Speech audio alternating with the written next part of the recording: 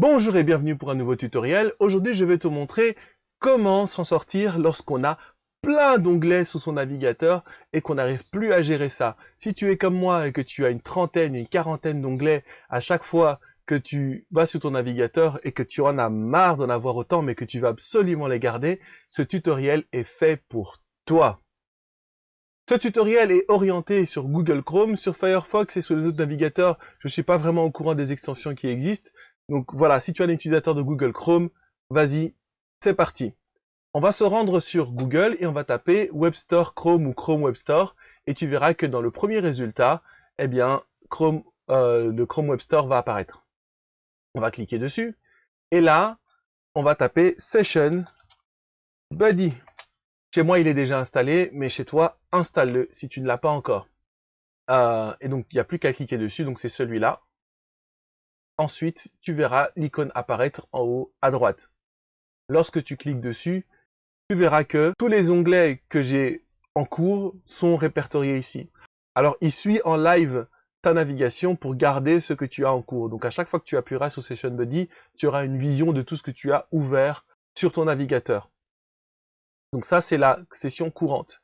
Ensuite, il y a les sessions précédentes. Par exemple, si hier ou avant-hier, tu avais utilisé ton navigateur et que tu avais fermé tous tes onglets, enfin tout le navigateur en une fois, eh bien, il va sauvegarder la dernière session automatiquement. Mais ces sessions sauvegardées automatiquement finissent par s'en aller.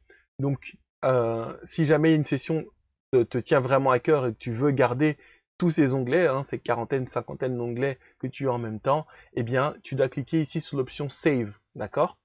Et là, tu vas pouvoir donner un nom spécifique à ta session. Par exemple, quand tu travailles sur ce tutoriel, voilà, eh bien, ça va rester ad vitam, ok? Et donc là, tu pourras toujours revenir sur ta session et tu n'es pas obligé de tout réouvrir à chaque fois. Donc ici, si jamais tu double-cliques sur Windows, il va t'ouvrir une nouvelle fenêtre avec la liste des onglets qui étaient ouverts.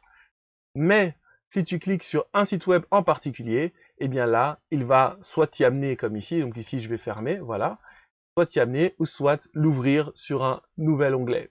Donc, ça te permet de gérer tes sites web d'une manière différente de celle des favoris. Celle-ci est beaucoup plus dynamique et permet de englober toute une sélection de sites web en même temps. Pour moi, c'est un peu comme si on sauvegardait tout un contexte, d'accord? Souvent, on prend tel site web parce qu'il a une relation avec un tel, etc., etc.